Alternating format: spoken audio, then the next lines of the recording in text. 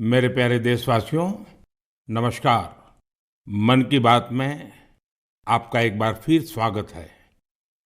नवंबर का महीना बहुत सी प्रेरणाएं लेकर आया। कुछ दिन पहले ही 26 नवंबर को संविधान दिवस पर सेंट्रल हॉल में विशेष कार्यक्रम का आयोजन हुआ। वंदे मातरम के 150 वर्ष होने पर पूरे देश में होने वाले कार्यक्रमों की शानदार शुरुआत हुई। 25 नवंबर को अयोध्या में राम मंदिर पर धर्म ध्वजा का आरोहण हुआ। इसी दिन कुरुक्षेत्र के ज्योतिसर में पांचजन्य स्मारक का लोकार्पण हुआ। साथियों, कुछ दिन पहले ही मैंने हैदराबाद में दुनिया की सबसे बड़ी लीप इंजन एमआरओ फैसिलिटी का उद्घाटन किया है। एयरक्राफ्ट की मेंटेनेंस, रिपेयर एंड ओवरहॉल के सेक्टर में भारत ने ये बहुत बड़ा कदम उठाया है। पिछले हफ्ते मुंबई में एक कार्यक्रम के दौरान आईएनएस माहे को भारतीय नौसेना में शामिल किया गया। पिछले ही हफ्ते भारत के स्पेस इकोसिस्टम को स्काई रूट के इन्फिनिटी कैंपस ने नई उड़ान दी है। ये भारत की नई सोच, इनोवेशन और यूथ पावर का प्रतिबिंब बना है। साथियों, कृषि क्षेत्र में भी देश ने बड़ी उपलब्धि हासिल की। भारत ने 357 मिलियन टन के खाद्यान्न उत्पादन के साथ एक ऐतिहासिक रिकॉर्ड बनाया है। 357 मिलियन टन। 10 साल पहले की तुलना में भारत का खाद्यान्न उत्पादन 100 मिलियन टन और बढ़ गया है। खेलों की दुनिया में भी भारत का परचम लहराया है। कुछ दिन पहले ही भारत को कॉमनवेल्थ खेलों की मेजबानी का भी ऐलान हुआ। ये उपलब्धियां देश की है, देशवासियों की है।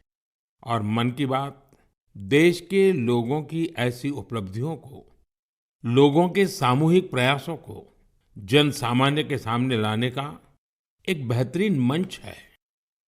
साथियों, अगर मन में लगन हो, सामूहिक शक्ति पर, टीम की तरह काम करने पर विश्वास हो, गिरकर फिर से उठ खड़े होने का साहस हो, तो कठिन से कठिन काम में भी सफलता सुनिश्चित हो जाती है। आप उस दौर की कल्पना करिए जब सैटेलाइट नहीं थी, जीपीएस सिस्टम नहीं था, नेविगेशन की कोई सुविधाएं नहीं होती थी।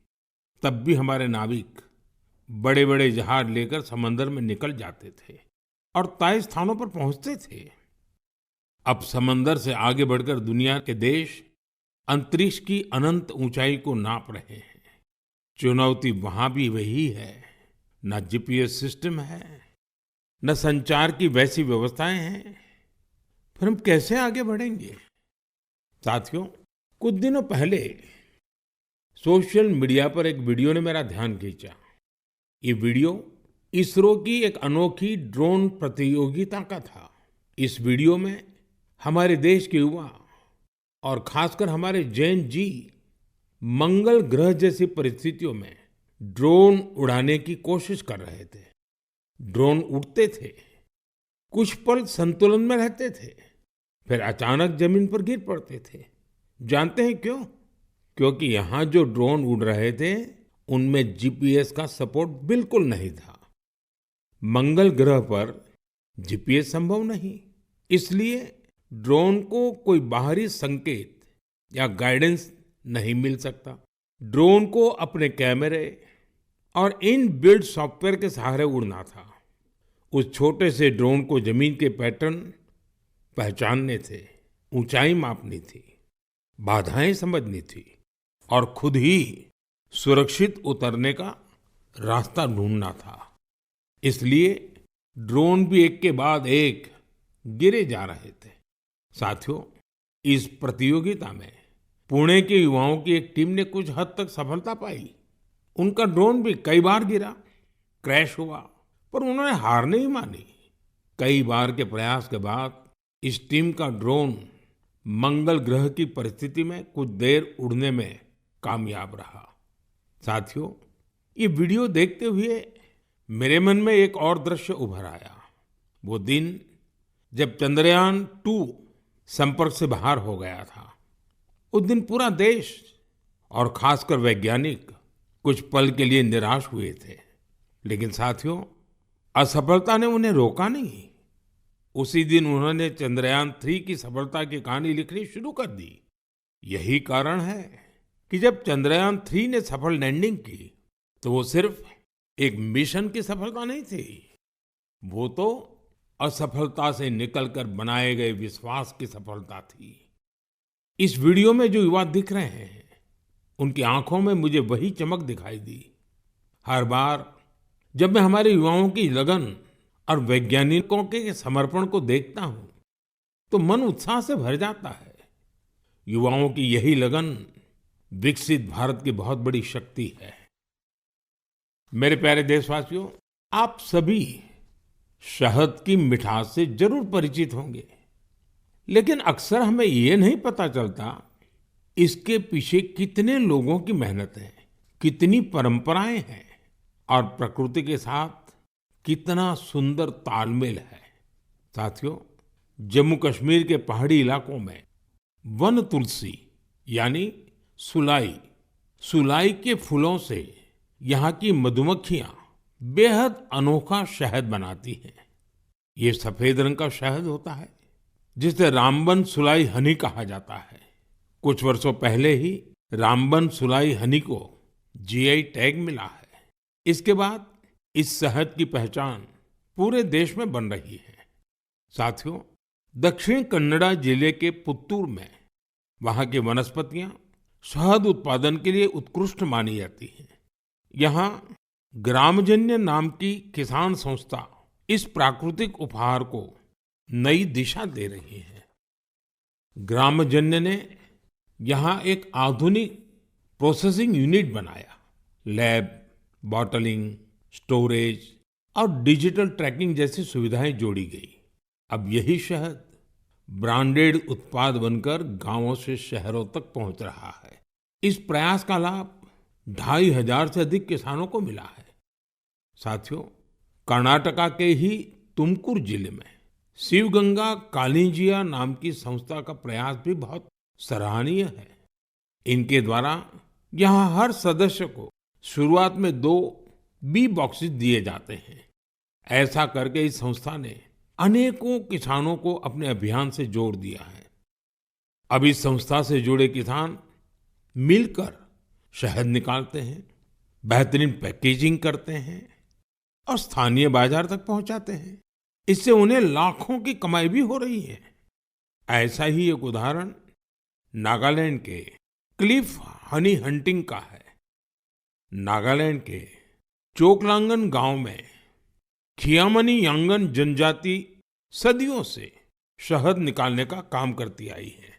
यहाँ मधुमक्खियों पेड़ों पर नहीं, बल्कि ऊंची चट्टानों पर अपने घर बनाती हैं। इसलिए शहद निकालने का काम भी बहुत जोखिम भरा होता है। इसलिए यहाँ के लोग मधुमक्खियों से पहले सौम्यता से बात करते हैं, उनसे अनुमति लेते हैं, उन्हें बताते हैं कि आज वे शहद लेने आए हैं। इसके बाद शहद निकालते हैं। साथियों, आज भारत हनी प्रोडक्शन में नए रिकॉर्ड बना रहा है। 11 साल पहले देश में हनी का उत्पादन 76,000 मैट्रिक टन था। अब ये बढ़कर 1.5 लाख मैट्रिक टन से भी ज्यादा हो गया है। बीते कुछ वर्षों में शहद का एक्सपोर्ट भी 3 गुना से ज्यादा बढ़ गया है। हनी मिशन कार्यक्रम के तहत खादी ग्रामोद्योग ने भी 2.25 लाख से ज्यादा बी बॉक्सेस लोगों में बांटे हैं। इससे हजारों लोगों को रोजगार के नए अवसर मिले हैं। यानी देश के अलग अलग कोनों में शहद की मिठास भी बढ़ रही है और ये मिठास किसानों की आय भी बढ़ा रही है। मेरे प्यारे देशवासियों, हरियाणा के कुरुक्षेत्र में महाभारत का युद्ध हुआ था, ये हम सभी जानते हैं। लेकिन युद्ध के इस अनुभव को अब आप वहां महाभारत अनुभव केंद्र में भी साक्षात महसूस कर सकते हैं। इस अनुभव केंद्र में महाभारत की गाथा को 3D light and sound show और डिजिटल टेक्निक से दिखाया जा रहा है। 25 नवंबर को जब मैं कुरुक्षेत्र गया था तो इस अनुभव केंद्र के अनुभव ने मुझे आनंद से भर दिया था। साथियों, कुरुक्षेत्र में ब्रह्म सरोवर पर आयोजित अंतर्राष्ट्रीय गीता महोत्सव में शामिल होना भी मेरे लिए बहुत विशेष रहा। मैं ये देखकर बहुत प्रभावित हुआ कि कैसे दुनिया भर के लोग दिव्य ग्रंथ गीता से प्रेरित हो रहे हैं। इस महोत्सव में यूरोप और सेंट्रल एशिया सहित विश्व के कई देशों के लोगों की भागीदारी रही। इस महीने की शुरुआत में सऊदी अरब में पहली बार किसी सार्वजनिक मंच पर गीता की प्रस्तुति की गई है। यूरोप के लातविया में भी एक यादगार गीता महोत्सव आयोजित किया गया। इस महोत्सव में लातविया, एस्टोनिया, लिथुआनिया और अल्जीरिया के कलाकारों ने बढ़ चढ़ करके हिस्सा लिया। साथियों, भारत की महान संस्कृति में शांति और करुणा का भाव सर्वोपरि रहा है। आप दूसरे विश्व युद्ध की कल्पना कीजिए, जब चारों ओर विनाश का भयावह माहौल बना हुआ था। ऐसे मुश्किल समय में गुजरात के नवानगर के जाम साहब महाराजा दिग्विजय सिंह जी ने जो महान कार्य किया, वो आज भी हमें प्रेरणा देता है।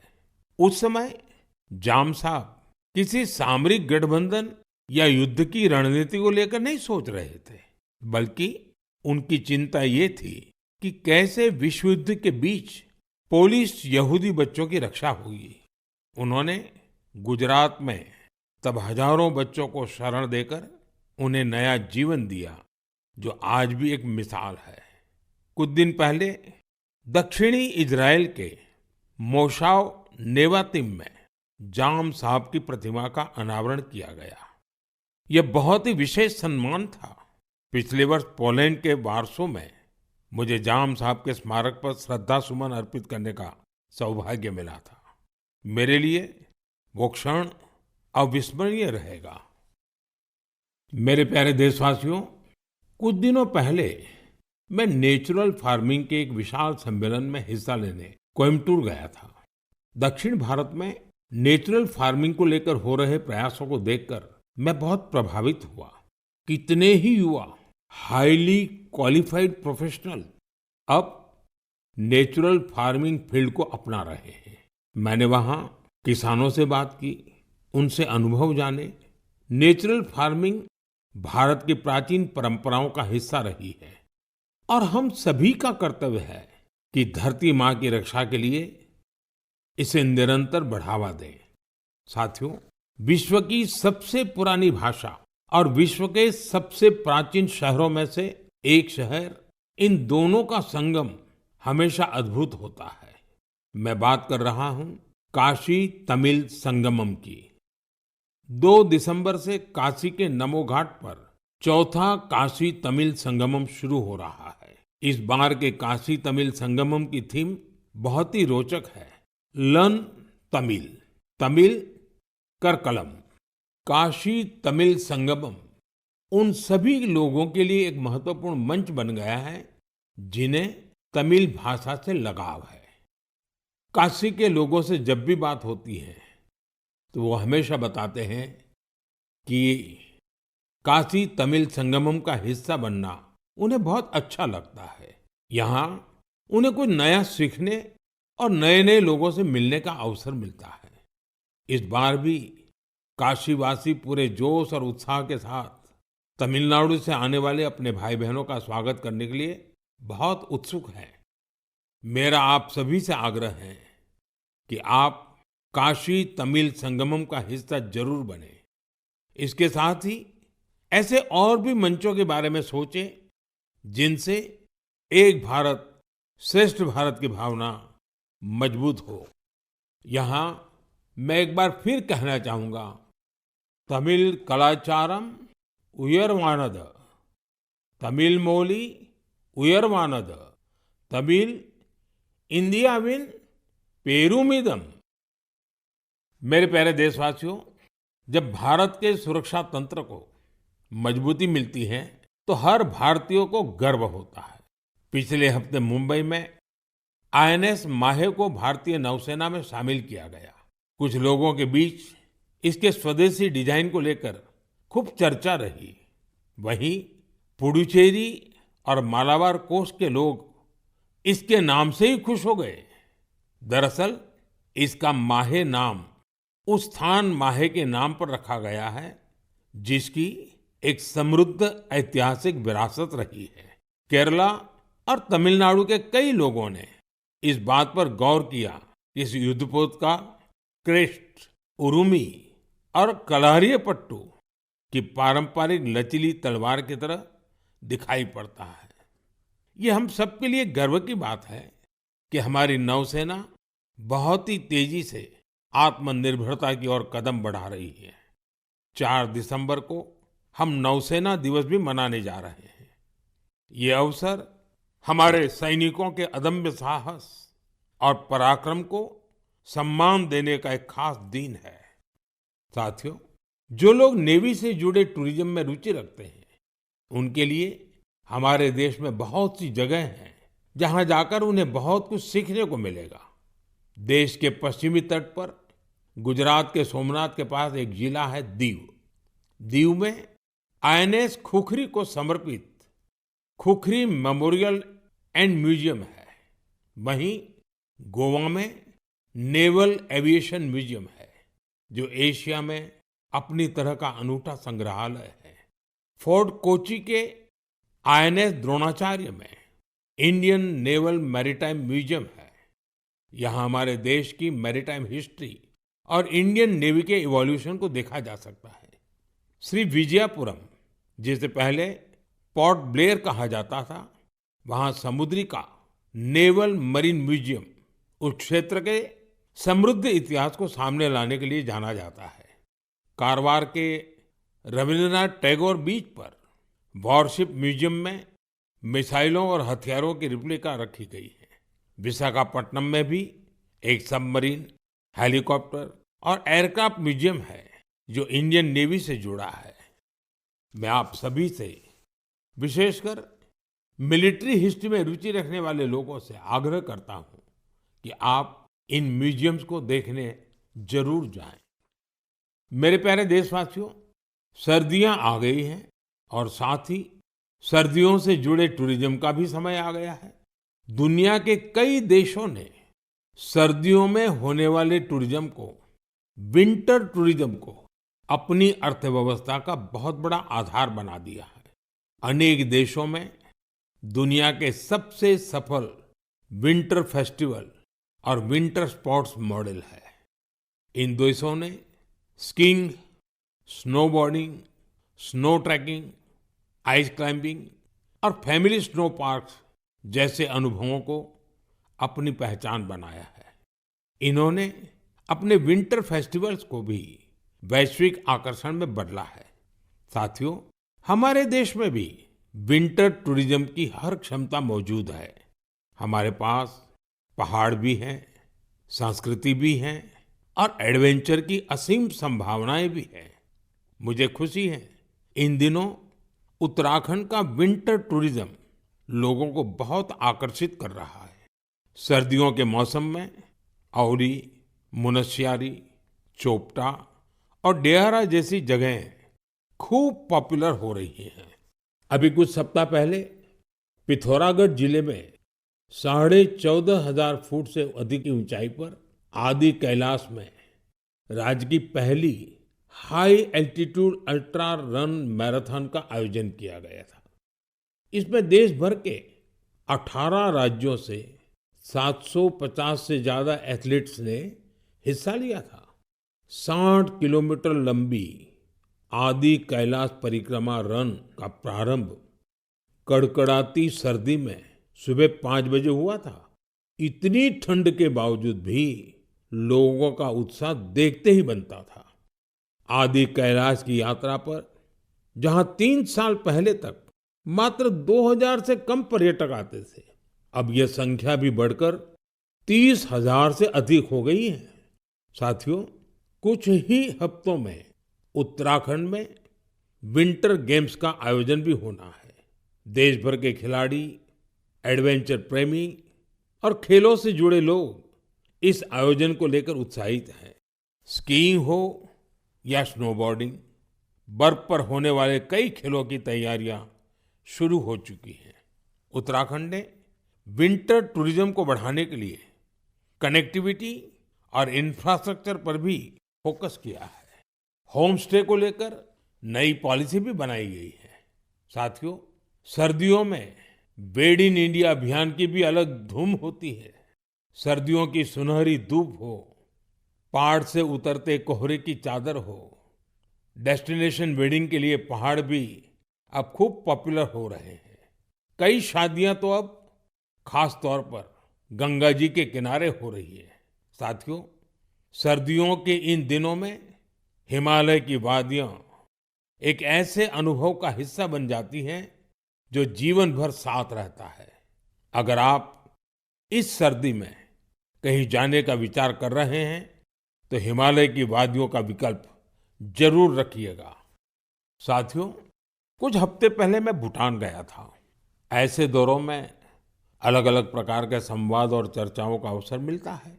अपनी इस यात्रा में मैंने भूटान के राजा, वर्तमान राजा के पिताजी, जो खुद भी पहले राजा रह चुके हैं, वहाँ के प्रधानमंत्री और अन्य लोगों से मुलाकातें की। इस दौरान हर किसी से एक बात जरूर सुनने को मिली। सभी लोग वहाँ बुद्धिस्ट रिलिक्स यानी भगवान बुद्ध के पवित्र अवशेष भेजे जाने को लेकर भारतवासियों का आभार जता रहे थे। मैंने जब भी यह सुना तो मेरा हृदय गर्व से भर उठा। साथियों, भगवान बुद्ध के पावन अवशेषों को लेकर कई अन्य देशों में भी ऐसा ही उत्साह देखने को मिला है। पिछले महीने ही नेशनल म्यूजियम से इन पवित्र अवशेषों को रूस के कलमिकिया ले जाया गया था। यहाँ बौद्ध धर्म का विशेष महत्व है। मुझे बताया गया कि इनके दर्शन के लिए रूस के दूर दराज से भी बहुत बड़ी संख्या में लोग वहां पहुंचे। इन पवित्र अवशेषों को मंगोलिया, वियतनाम और थाईलैंड भी ले जाया जा चुका है। हर जगह लोगों का भारी उत्साह देखने को मिला है। इनके दर्शन के लिए थाईलैंड के राजा भी पहुंचे थे। पूरे विश्व में भगवान बुद्ध के पवित्र अवशेषों के प्रति इस प्रकार का गहरा जुड़ाव देखकर मन भाव विभोर हो उठता है। यह सुनकर बहुत अच्छा लगता है कि कैसे इस तरह की कोई पहल दुनिया भर के लोगों को आपस में जोड़ने का माध्यम बन जाती है। मेरे प्यारे देशवासियों, मैं आप सभी से हमेशा वोकल फॉर लोकल के मंत्र को साथ लेकर चलने की बात करता हूं। अभी कुछ दिनों पहले G20 शिखर सम्मेलन के दौरान जब विश्व के कई नेताओं को उपहार देने की बात आई तो मैंने फिर कहा वोकल फॉर लोकल। मैंने देशवासियों की ओर से विश्व के नेताओं को जो उपहार भेंट किए उसमें इस भावना का विशेष ध्यान रखा गया। G20 के दौरान मैंने दक्षिण अफ्रीका के राष्ट्रपति को नटराज की कांस्य प्रतिमा भेंट की। ये तमिलनाडु के तंजावुर की सांस्कृतिक विरासत से जुड़ी चौलकालीन शिल्पकला का अद्भुत उदाहरण है। कनाडा के प्रधानमंत्री को चांदी के अश्व की प्रतिकृति दी गई। यह राजस्थान के उदयपुर की बेहतरीन शिल्पकला को दर्शाती है। जापान के प्रधानमंत्री को चांदी की बुद्ध की प्रतिकृति भेंट की गई। इसमें तेलंगाना और करीमनगर की प्रसिद्ध सिल्वर क्राफ्ट की बारीकी का पता चलता है। इटली की प्रधानमंत्री को फूलों की आकृतियों वाला सिल्वर मिरर उपहार में दिया। ये भी करीमनगर की ही पारंपरिक धातु शिल्पकला को प्रदर्शित करता है। ऑस्ट्रेलिया के प्रधानमंत्री को मैंने ब्रास उर्ली भेंट की। ये केरला के मन्नार का एक उत्कृष्ट शिल्प है। मेरा उद्देश्य था कि दुनिया भारत के शिल्प, कला और परंपरा के बारे में जाने और हमारे कारीगरों की प्रतिभा को ग्लोबल मंच मिले। साथियों, मुझे खुशी है कि वोकल फॉर लोकल की भावना को देश के करोड़ों लोगों ने अपने जीवन का हिस्सा बना लिया है। इस साल जब आप त्योहारों की खरीदारी के लिए बाजार में गए होंगे तो एक बात आप सभी ने महसूस की होगी, लोगों की पसंद और घरों में आने वाले सामानों में एक साफ संकेत दिखाई दे रहा था कि देश स्वदेशी की ओर लौट रहा है। लोग अपने मन से भारतीय उत्पादों को चुन रहे थे। इस बदलाव को छोटे से छोटे दुकानदार ने भी महसूस किया। इस बार युवाओं ने भी वोकल फॉर लोकल अभियान को गति दी। आने वाले कुछ दिन में क्रिसमस और नए वर्ष पर खरीदारी का नया दौर शुरू होने वाला है। मैं आपको फिर याद दिलाऊंगा, वोकल फॉर लोकल का मंत्र याद रखें। खरीदें वही जो देश में बना हो, बेचे वही जिसमें किसी देशवासी की मेहनत लगी हो। मेरे प्यारे देशवासियों, भारतीय खेलों के लिहाज से ये महीना सुपरहिट रहा है। इस महीने की शुरुआत भारतीय महिला टीम द्वारा आईसीसी महिला विश्व कप जीतने से शुरू हुई, लेकिन उसके बाद भी मैदान पर और ज्यादा एक्शन देखने को मिला है। कुछ दिन पहले ही टोक्यो में डेफ ओलंपिक्स हुए हैं, जहां भारत ने अपना अब तक का सर्वश्रेष्ठ प्रदर्शन करते हुए 20 मेडल जीते हैं। हमारी महिला खिलाड़ियों ने भी कबड्डी वर्ल्ड कप जीतकर इतिहास ही रच दिया। पूरे टूर्नामेंट में उन्होंने बेहतरीन प्रदर्शन करके हर भारतवासी का मन जीत लिया। वर्ल्ड बॉक्सिंग कप फाइनल्स में भी हमारे खिलाड़ियों का प्रदर्शन शानदार रहा, जहां उन्होंने 20 मेडल जीते। साथियों, जिस बात की और भी अधिक चर्चा हो रही है वो है हमारी महिला टीम का ब्लाइंड क्रिकेट वर्ल्ड कप जीतना। बड़ी बात यह है कि हमारी इस टीम ने बिना एक भी मैच हारे इस टूर्नामेंट को जीता है। देशवासियों को इस टीम के हर खिलाड़ी पर बहुत गर्व है। मेरी इस टीम से प्रधानमंत्री निवास पर मुलाकात हुई। वाकई इस टीम का हौसला, उनका जज्बा हमें बहुत कुछ सिखाता है। यह विजय हमारे खेल इतिहास की सबसे बड़ी जीतों में से एक है, जो हर भारतीय को प्रेरित करती रहेगी। साथियों, आजकल हमारे देश में इंड्योरेंस स्पोर्ट्स की एक नई खेल संस्कृति भी तेजी से उभर रही है।